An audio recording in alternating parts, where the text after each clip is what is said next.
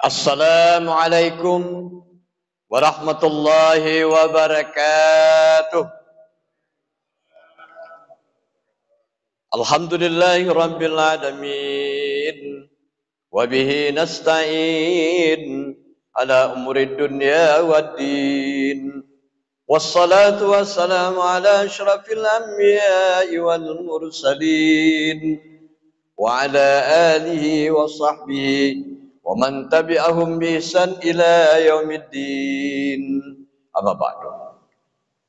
Bapak pengurus masjid dan seluruh perangkatnya yang kami hormati, dan juga tokoh masyarakat cerdik pandai, Pak RT, Pak RW, dan seluruh tokoh masyarakat Marsan dan sekitarnya yang kami hormati, hadirin dan hadirat jamaah Masjid Darul Aman yang dimuliakan, yang dirahmati Allah Subhanahu wa taala. Alhamdulillah kita masih diberikan kesehatan, diberikan kekuatan iman, diberikan petunjuk oleh Allah untuk berada pada jalan Shirathul Mustaqim. Mudah-mudahan dengan istiqomahnya kita senantiasa beribadat dan melakukan amal salihat. Mudah-mudahan Allah tunjukkan kita pada jalan kebenarannya dan wafatkan kita kelak dalam keadaan husnul khatimah. Amin ya rabbal alamin. Salawat dan salam atas junjungan kita Nabi besar Muhammad sallallahu alaihi wasallam. Allahumma salli ala sayyidina Muhammad wa ala ali sayyidina Muhammad. Hadirin yang Allah Subhanahu wa taala, pengajian kita tentang kajian ekonomi atau hukum ekonomi syariah. Hari ini kita akan membahas surat Al-Maidah ayat 1. Yaitu firman Allah, auzubillahi minasyaitonir rajim. Bismillahirrahmanirrahim. Ya ayyuhalladzina amanu awfu bil uqud. Uhillat lakum bahimatul an'ami illa ma yutla 'alaikum ghayra muhillis saydi wa antum hurum. Innallaha yahkumu ma yurid. Terjemahannya, wahai orang yang beriman, amin. Aufu bil uqud. Penuhilah janji-janji dan ukut-ukut atau akad-akad yang telah kalian lakukan. Uhiddat lakum bahimatul an'am, dan dihalalkan bagi kamu binatang ternak. Illa ma yutla alaikum, kecuali apa yang disampaikan kepada kamu berikutnya, yaitu ayat-ayat yang menyangkut tentang benda-benda yang Allah halalkan dan benda-benda yang Allah haramkan. Ghairu muhillis saidi, bukan dari binatang buruan ketika kalian melakukan ihram atau ibadah haji atau umrah. Wa antum hurum, sedangkan kamu dalam keadaan ihram. Innallaha yahkumu ma yurid. Allah mau menetapkan hukum bagi siapa yang dia kehendaki. Allah Subhanahu wa taala di sini Allah berfirman ada 4 poin. Tapi saya akan memberikan stressing atau penekanan pada pembahasan yang pertama. Yang pertama, perintah untuk memenuhi janji-janji dan akad. Yang kedua, ayat ini menjelaskan tentang keharaman bahimatul an'am, binatang ternak. Kalau dikatakan bahimatul an'am itu cuma 3. Pertama, unta. Yang kedua, kerbau atau sapi. Dan yang ketiga, kambing atau domba. Jadi tidak termasuk kelinci, ayam, dan lain-lainnya. Itu yang disebut dengan bahimatul an'am. Illa ma yutla alaikum, kecuali apa yang disampaikan kepada kamu setelahnya. Jadi dalam surah Al-Maidah ayat 5 dan beberapa ayat yang lain itu disebutkan tentang keharaman darah, misalnya daging babi, ya, dan sebagainya, itu disebutkan pada ayat yang berikutnya. Ghairu muhillis saidi, yang keempat, bukan binatang buruan yang didapat ketika kalian berpakaian ihram. Wa antum hurum, jadi ketika melakukan ibadah haji atau ketika melakukan ibadah umrah, walaupun yang diburu itu binatang-binatang di luar tanah haram, dia tetap haram hukumnya dimakan dan dia dikenakan denda 2 kali lipat dia kena. Innallaha yahkumu ma yurid, Allah menetapkan hukum apa-apa yang dia kehendaki. Yang keempat, aturannya Allah menetapkan hukum sesuai dengan keinginan dan ketentuan daripada Allah Subhanahu wa taala. Jadi banyak hukum-hukum yang kita tidak tahu kenapa. Tidak tahu kenapa. Kita pun tidak bisa bertanya. Misalnya babi haram. Kenapa babi haram? Tidak bisa ditanya. Itu Allah yang menetapkan haram. Jadi hanya Al-Hakim itu, yang Maha Hakim itu adalah Allah. Karena itu kita tidak bisa tanya. Macam mana kita mau tanya Allah, kenapa engkau haramkan babi? Tak bisa. Yang bisa bertanya adalah apa hikmahnya babi diharamkan. Nah, itu bisa, Pak.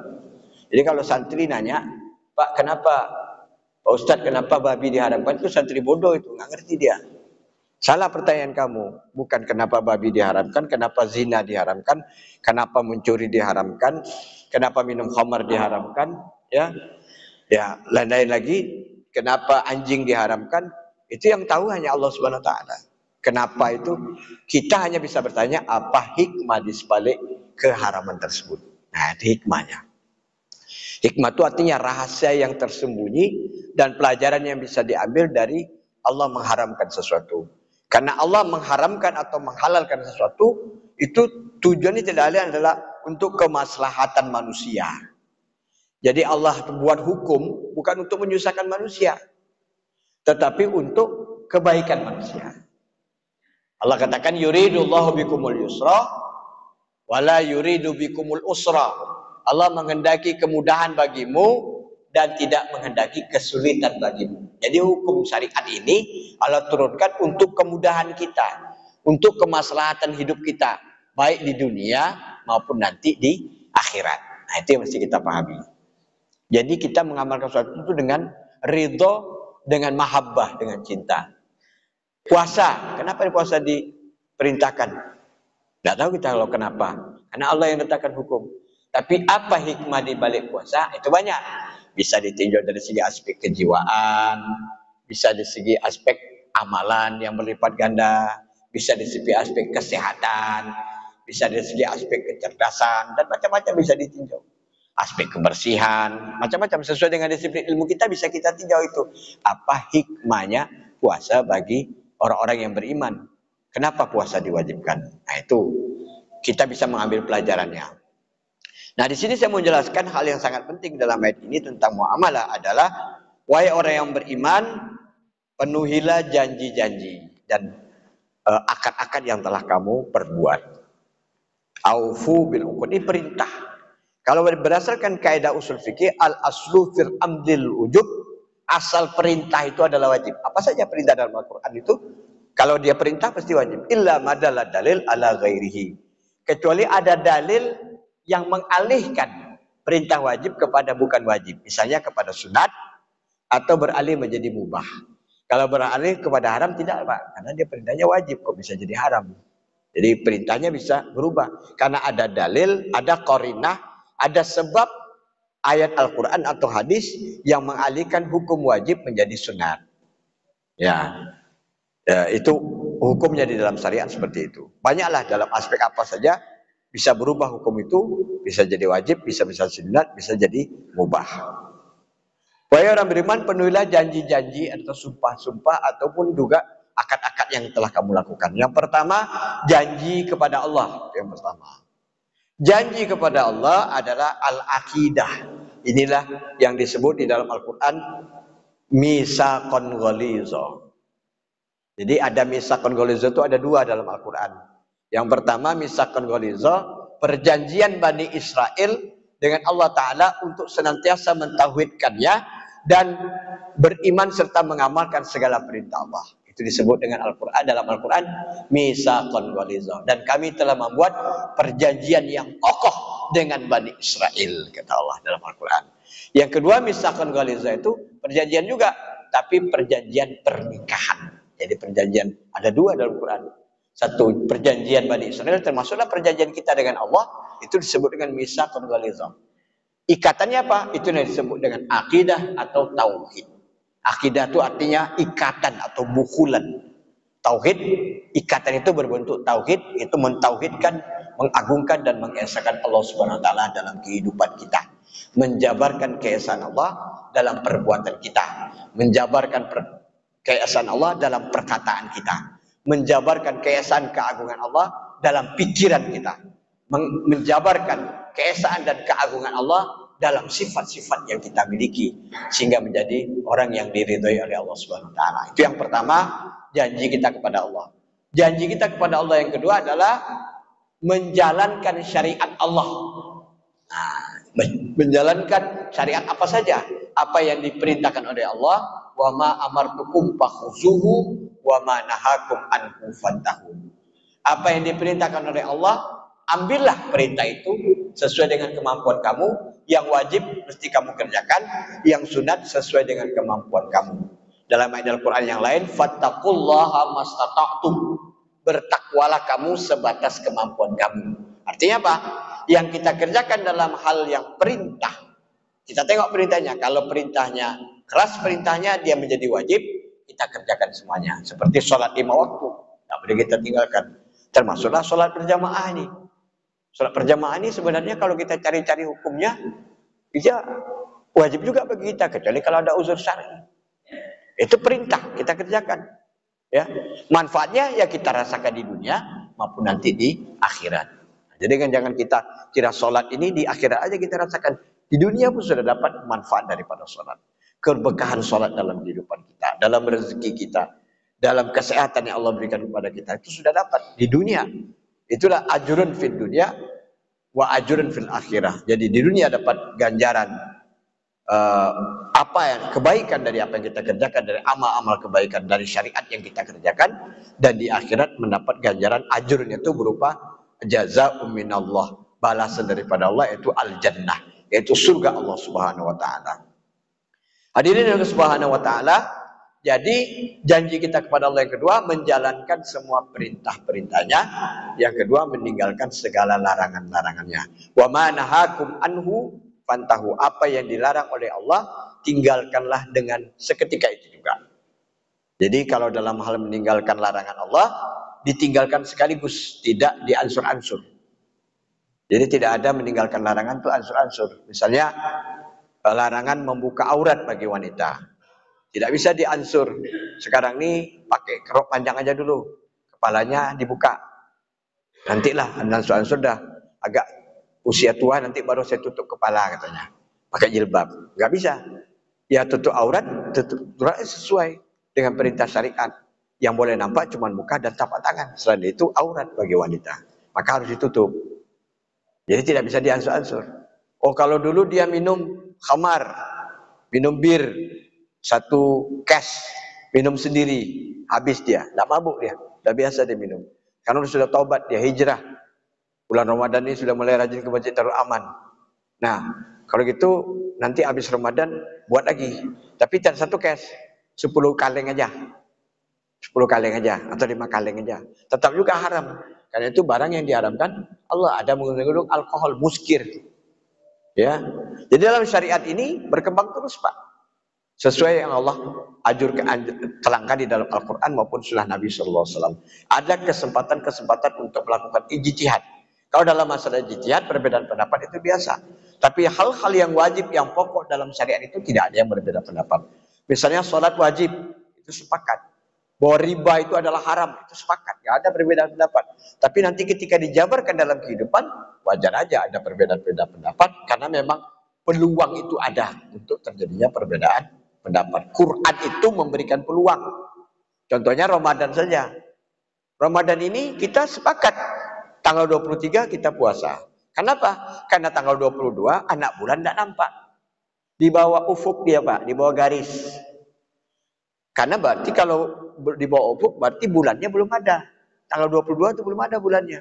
Berdasarkan perhitungan matematika, dia nanti bulan itu di atas ufuk, di atas jam 11. Mana pula kita puasa jam 11? Udah lewat deh, Pak. Makanya Saudi sama dengan kita jadinya. Selisih 4 jam. Jadi jam 10, jam 9 dia nengok bulan, nggak nampak juga, di bawah ufuk juga. Berarti tanggal 23 aja puasa dengan kita. Gitu sama jadinya. Nah, kemudian ada orang menggunakan hisab. Bisa nggak itu? Bisa. Kalau dia pakai ruya udah jelas nggak nampak, sepakat. Nah, nanti kita hari raya beda pendapat. Bisa beda pendapat, kemungkinan itu besar. Kalau misalnya nanti bulan dihitung, anak bulan dihitung pas awal bulan nanti sudah di atas ufuk, misalnya 1 derajat, 2 derajat, pokoknya di bawah 5 derajat lah. Nah, ini bisa selisih, Pak. Karena tak bisa nampak bulannya.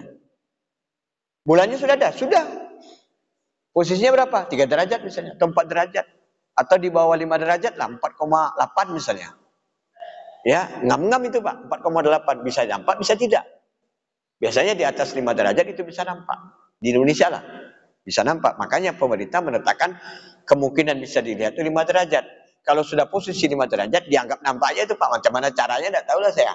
Yang jelasnya karena tempat melihat itu banyak, pasti ada yang nampak bulan itu. Karena itu tak selisih pendapat kalau 5 derajat ke atas. Tapi kalau nanti hasil perhitungan hisab di bawah 5 derajat, kita pasti berasa pendapat. Bisa jadi pemerintah nanti tanggal 22. Muhammadiyah sudah jelas tanggal 21. Nah, itu beda pendapat. Kenapa bisa beda pendapat? Karena Quran mengatakan, "Faman syahidu minkum syahra falyasubhu." Barang siapa yang melihat syahran. Syahran itu bulan dari Muharram, Safar, Rabiul Awal, Rabiul Akhir, Jumadil Awal, Jumadil Akhir, Rajab, Sa'ban sampai Zulhijjah. Itu disebut syahran. Tapi kalau Quran mengatakan faman syahidu minkumul hilal, itu tak bisa pendapat, Pak. Quran itu yang memberikan peluang beda pendapat. Coba kalau Allah turunkan Quran dalam surah Al-Baqarah itu faman syahida minkumul hilal. Barang siapa di antara kamu yang menyaksikan anak bulan, berarti harus disaksikan. Tidak bisa dengan dihitung, harus disaksikan benar. Tapi karena Quran itu menyebutkan faman syahida minkumus syahra, barang siapa di antara kamu yang melihat bulan. Bulannya itu Muharram, Safar, Rabiul Awal sampai Zulhijjah. Falyasumhu, kalau nampak bulan Ramadan, berpuasalah kamu. Maka menghitung bulan Ramadan itu bisa dengan hisab, bisa dengan ru'yah. Jadi dalam mentaati syariat Allah yang merupakan janji-janji kita kepada Allah itu, kita ikut sajalah yang kemaslahatan sesuai dengan tempat kita. Kalau misalnya nanti awal bulan kita tengok ke pemerintah, ikutlah pemerintah. Jadi berarti Syawal, misalnya tanggal 22, ya tanggal 22 lah kita berhari raya. Seperti itu. Tapi bagi yang mereka yang mengikut ulul azminya adalah dari segi para ulama jadi ikut Muhammadiyah, silakan, sah-sah saja. Karena yang dikatakan wa ulil amri minkum, ulil amri itu ada dua. Kalau menyangkut tentang pemerintahan itu umara, kalau menyangkut tentang agama itu adalah ulama. Nah, ulamanya ada. Muhammadiyah ada ulamanya, NU ada ulamanya. Karena itu tidak salah mereka mengikutinya. Kenapa? Karena sudah mengikuti Al-Quran. Wa ulil amri minkum. Taatilah Allah, taatilah Rasul, dan ulil amri. Mentaati ulama itu adalah bagian daripada mentaati ulil amri dalam hal agama. Jadi sah-sah saja. Allah Subhanahu wa taala. Kemudian yang kedua, penuhilah janji-janji kamu itu. Yang kedua adalah janji bersama manusia. Yang tadi berjanji sama Allah. Ada dua. Pertama tauhid, yang kedua menjalankan syariat. Janji kepada manusia itu banyak. Akad-akad. Nah, secara global, Bapak-bapak dan Ibu, akad-akad yang kita lakukan ini oleh para ulama dibagi 3 kategori. Pertama, akad mayata'an laku bil baik. Akad-akad yang berhubungan dengan atau yang disebut dengan tabadul, akad-akad tabadul, akad-akad pertukaran. Baik termasuk akad pertukaran. Ijarah, akad pertukaran, ya. Jadi ada pertukaran antara barang dengan barang, pertukaran antara barang dengan uang, antara barang dengan jasa, ada pertukaran jasa dengan jasa, pertukaran uang dengan uang. Nah, itu disebut dengan tabadul. Di sini kita boleh mengambil keuntungan Bapak dan Ibu. Ya, semua akad tabadul bisa mengambil keuntungan. Antara barang dengan jasa misalnya, uang dengan jasa, sewa misalnya. Ya, sewa rumah, berapa sewanya? 500.000 1 bulan. Itu berarti uang dengan jasa. Jasanya apa? Manfaat dari rumah yang disewa. Nah, itu dia. Itu namanya akad ijarah. Nah, dipenuhi janji-janji ini sesuai dengan apa yang kita buat. Ini perintah Allah, amar. Perintahnya wajib memenuhi semua janji-janji itu. Bahkan dalam hadis dikatakan al-wa'du dain, bahwa janji itu adalah hutang. Nah, janji itu adalah hutang, mesti kita tunaikan. Tak bisa kita tunaikan janji itu karena dia hutang, dia tetap akan dibayar nanti pada yaumul qiyamah, pada yaumul hisab, pada ketika manusia dihisab. Itu dibayar semua janji-janjinya. Ya, Allah Subhanahu wa taala. Jadi yang menyangkut akad tabadul itu termasuk buyuk, jual beli. Jual itu barang dengan uang. Ada satu punya uang, satu punya barang, jual beli. Di situ ada keuntungan. Sudah jelas ada keuntungan. Dan itu sah. Ya. Wa halallahu al-bai'ah wa harramar riba. Allah halalkan jual beli dan Allah haramkan riba. Itu cukup jelas. Allah Subhanahu wa taala kemudian akad yang kedua kategorinya dalam seluruh fikih muamalah adalah namanya akad syirkah, akad kerjasama. Nah, akad kerjasama ini bisa kerjasamanya orang-orang yang sama-sama punya modal, sama-sama punya uang. Dalam kitab fikih disebut dengan syirka inan, kerjasama dalam bentuk modal. Resiko dan untung sesuai dengan kesepakatan. Biasanya sering resiko tergantung kepada investasi modalnya. Semakin besar modalnya, semakin besar resikonya. Dan semakin besar juga untungnya. Semakin kecil modal yang diinvestasikan, semakin kecil resikonya, semakin kecil juga untung nisab atau nisbah yang disepakati dalam bagi hasil tadi. Ini namanya syirka inan. Kalau kerjasamanya dalam bentuk jasa, sama-sama yang punya keahlian, dibikinlah PT yang bekerja sama untuk pelayanan jasa tertentu, apakah itu jasa di bidang hukum atau mungkin jasa di bidang pembangunan, fisik bangunan atau tukang dan segala macam. Keahlian-keahlian yang lainnya itu bisa namanya syirka abdan. Nah, itu boleh. Yang penting harus dijelaskan berapa komisi bagian daripada masing-masing. Orang bikin bengkel, ada yang punya bengkel, tapi ada yang juga sebagai pekerja bengkel. Berapa gajinya disepakati di awal. Dan itu wajib dipenuhi. Kalau tidak, dia menjadi hutang. Nanti di akhirat dibayar dengan pahala.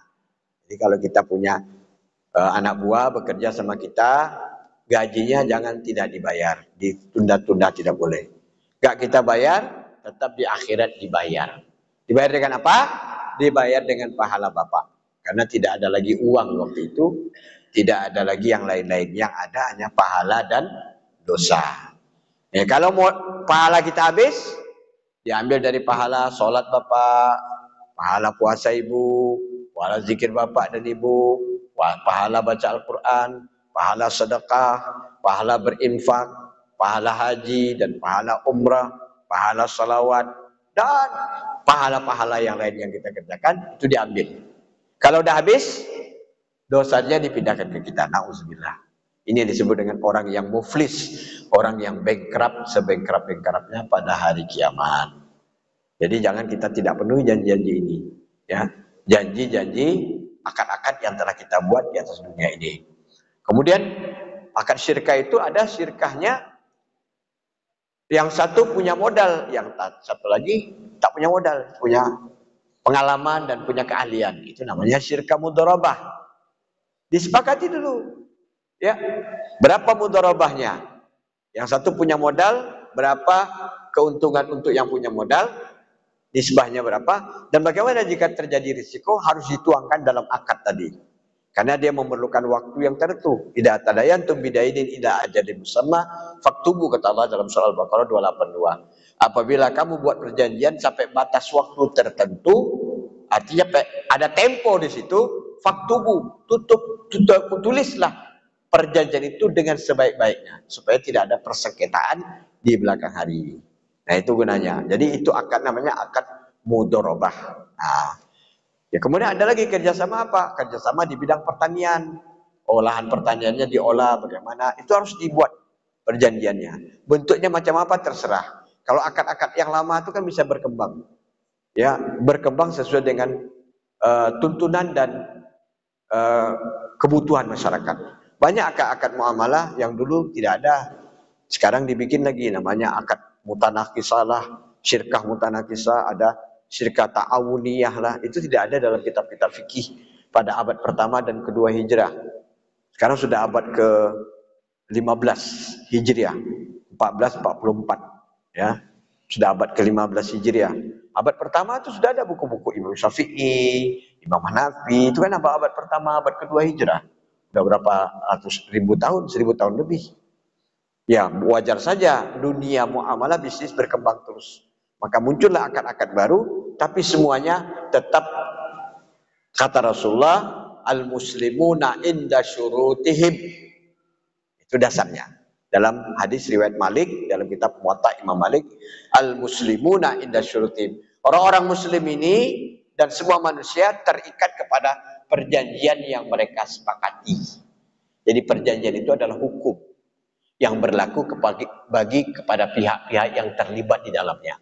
Karena itu dalam membuat perjanjian harus betul-betul dipikirkan. Supaya apa? Untung ruginya bagaimana, resikonya bagaimana, harus dipikirkan. Jadi harus dipikirkan sematang-matangnya. Supaya apa? Tidak ada pihak yang dirugikan. Nah, kemudian yang terakhir, akad, pembagian akad itu adalah namanya akad ta'awun, akad tolong menolong. Ya, akad tolong menolong ini kita nggak boleh ambil untung, Pak. Seperti apa? Akad qard, akad pinjam meminjam. Anda boleh ambil untung Bapak di sini. Bapak minjamkan orang duit, misalnya, saya pinjamkan duit nih 10 juta. Berapa kamu bisa kembalikan? Nanti saya balikkan 12 juta lah Pak. Yang 2 juta itu riba. Atau dia datang sendiri kepada Bapak. Bapak dianggap orang yang mampu. Pak, pinjamkanlah saya uang. Berapa? 20 juta. Ini saya kepepet betul, ini saya perlu untuk modal saya tambahan. Ya. Nanti kalau untung saya nanti habis Syawal lah. Kedua bulan saya pinjam, Ramadan sama Syawal. Nanti saya kasih Bapak uang 20 juta itu Bapak saya kasih 1 juta lah. Jadi 21 juta saya balikkan. Saya pinjam 2 bulan ini aja lah. Ramadan dengan Syawal. Oh, mendengar uang 1 juta Bapak kasih lah. Pakai materai Bapak bikin perjanjiannya semuanya. Nah, nanti janjinya baliknya 21 juta. Walaupun tidak ditulis tapi kan ada akadnya di situ. Akadnya apa? Ya ucapan tadi. Bapak mau minjamkan uang itu 20 juta, kenapa? Karena ada embel-embel 1 juta tadi. Itu tetap riba, Pak. Riba. Walaupun Bapak nggak minta, dia yang janjikan. Itu riba. Karena itu akad qard, termasuk namanya akad tabaruk. Nggak boleh ambil untung situ, Pak. Berapa utang di situ bayar. Ya, berapa utang di situ bayar. Tak boleh kita ngambil keuntungan, sedikit pun tak boleh, haram hukumnya. Tapi kalau yang bersangkutan, dia sudah dikasih utang 20 juta, nanti habis Syawal dia datang. Nah, bulan Zulkaidah dia bayar, Pak, di utang saya 20 juta, di 1 juta saya lebihkan untuk Bapak. Kok lebih? Nah, itu saya terima kasih sama Bapak. Itu tidak masalah, karena tidak dijanjikan. Sebaik-baik kamu, kata Rasulullah, adalah orang yang paling baik dalam membayar hutangnya. Sebaik-baik kamu yang paling baik dalam membayar hutangnya. Artinya jangan pas-pasan bayar hutang tuh, lebihkan. Karena dia sudah bantu kita mengutangkan kita. Pahala mengutangkan ini, Pak, lebih besar daripada bersedekah. Kenapa? Kata Jibril, orang yang berhutang itu karena sudah kepepet mengharapkan bantuan. Sedangkan orang yang menerima sedekah belum tentu dia butuh itu barang sedekah Bapak. Tapi karena gratis dia ambil aja. Betul tak? Wali kota ngasih sarung ke Masjid Darul Aman gratis bulan Ramadan. Terima enggak? Terima aja wali kota ngasih kok. Sarung yang bagus itu diberikan sama kita. Kita butuh. Kita ada kan sarung, kita cukup di rumah. Tapi dikasih kata sarung gratis, siapa tidak mau? Maka orang yang menerima sedekah tentu dia butuh, sangat membutuhkan. Tapi karena dikasih, dia mau aja terima. Itu contohnya. Maka memberikan pinjaman kepada orang yang sangat membutuhkan, Bapak dan Ibu, pahalanya lebih besar. Sebaliknya membayar hutang kalau Bapak sudah mampu lebih besar daripada bersedekah pahalanya. Itu balance-nya seimbang, Pak. Karena itu jangan mengambil untung dari pinjaman. Atau kita disuruh wakilkan, tolong wakilkan saya ini. Kita boleh minta biaya untuk mewakilkan itu perlu ada kendaraan, perlu ada ongkos ini kita minta. Lebih daripada itu tak boleh. Tapi kalau dia dengan senang hati dia yang mengasihkan boleh aja. Karena tidak dibikin di dalam akad. Karena wakalah itu adalah akad tabaruk namanya. Hiwalah, mengalihkan utang, tak boleh juga ada untung. Ambil untung tak boleh di situ. Jadi semua akad-akad tabaruk tidak boleh ambil untung, tetapi kita hanya bisa minta biaya. Ya, biaya untuk itu.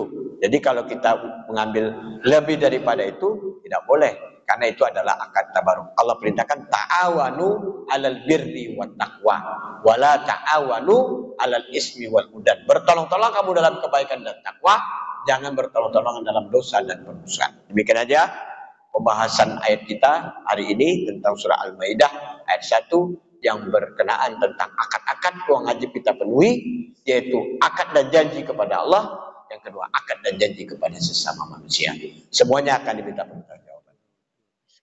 Subhanallah wa bihamdihi, subhanakallah wa bihamdika, asyhadu an la ilaha illa anta astaghfiruka wa atubu ilaik. Assalamualaikum warahmatullahi wabarakatuh.